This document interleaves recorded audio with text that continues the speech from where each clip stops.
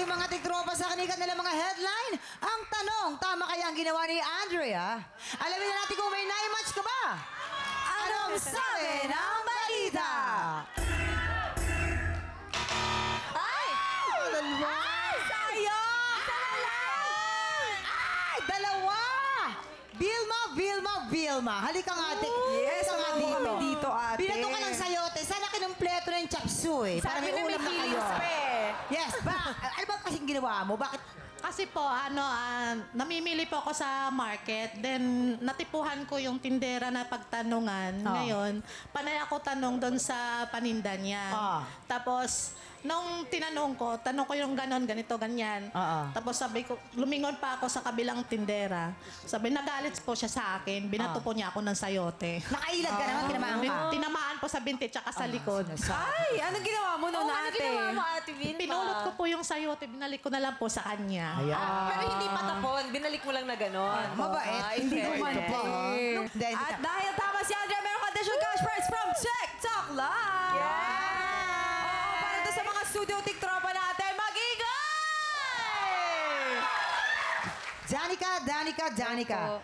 Si Danica ay napraning natakot tumalon sa umaandar na Sabi ko na nga ba eh. Yan, siya pala yun. Bakit ka napraning, ate Danica? Nung college po kasi ako doon, tapos po, sumakay po ako ng pedicab, tapos may kasama po akong mag-ina. Sila po yung unang hinatid.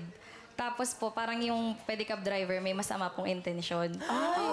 Kaya po parang tinanong ko po kasi siya, sabi ko, Kuya, ba't parang inuna mo yung magnanay, tapos ako mas malapit lang. Tapos hindi siya umiimik. Tapos sabi ko, Kuya, papunta to saan? Tapos sabi niya, gumaganon siya. Sabi ko, ay, mukhang masama na yung balak nito. Kaya tumalon po ako sa pedicab habang umaandar siya.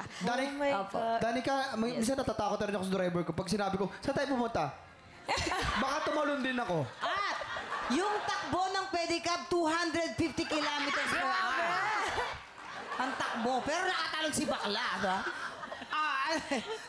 Pero minsan yung instinct eh. Yun talaga yung nagliligtas sa atin minsan. Tama yun. Tsaka pag ganun talaga, makakagawa ka ng bagay na hindi mo naisip na magagawa mo. Sa panahon kasi ngayon, di ba, kailangan talaga nag-iingat din tayo at nakikiramdam sa paligid natin, okay? Yes, at dahil mali ang hula ni Andrea, meron ka additional cash prize from TikTok Live!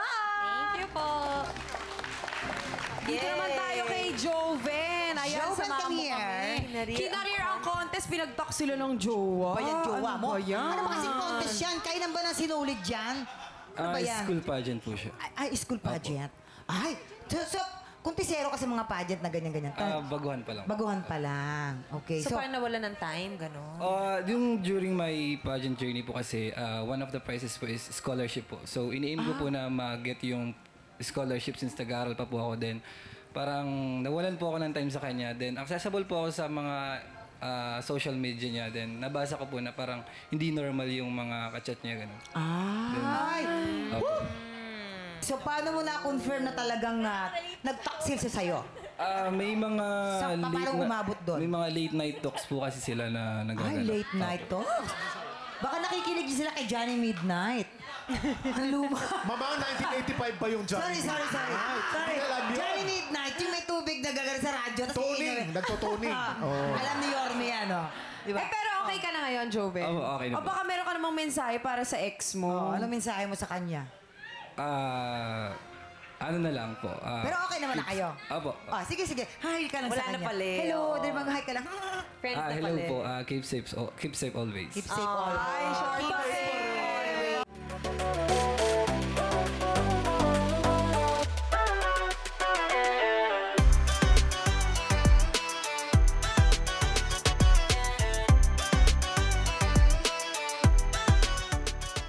Tiktropa, pinanood mo hanggang sa dulo itong video na to at dahil doon, very good ka! For more happy time, watch more TikTok Clock videos on our official social media pages and subscribe to GMA Network official YouTube channel.